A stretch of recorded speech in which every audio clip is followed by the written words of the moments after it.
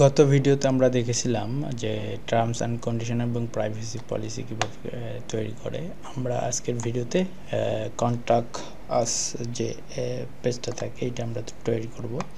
তো এটার জন্য আমাদেরকে প্রথমে একটা প্লাগ ইন ইনস্টল করতে হবে। আমরা কন্ট্যাক্ট 7 একটা প্লাগ ইন আছে, সেই প্লাগ ইনটা আমরা ইউজ করব আগে। তো কন্ট্যাক্ট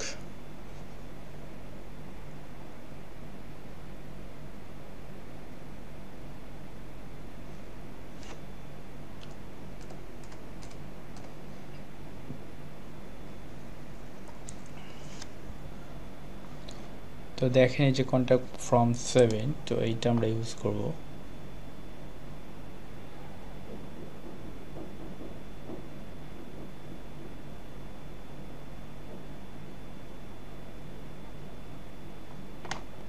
এটাকে আমরা অ্যাক্টিভ করে দেই।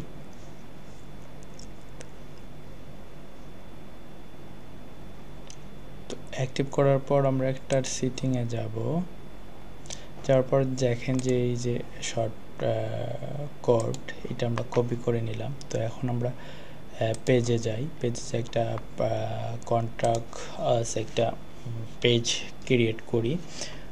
আমরা এখানে কন্ট্যাক্ট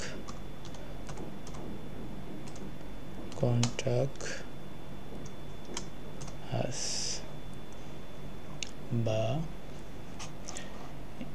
ইউ হবে নাকি ইউএস হবে, জাস্ট একটু চেক করে। কন্ট্যাক্ট আস এ হবে সম্ভবত,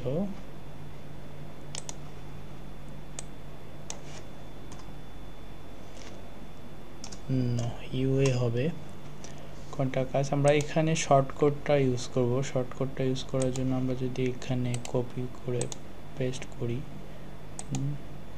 আমরা যদি এটাকে দেখি এটা হয় কি না।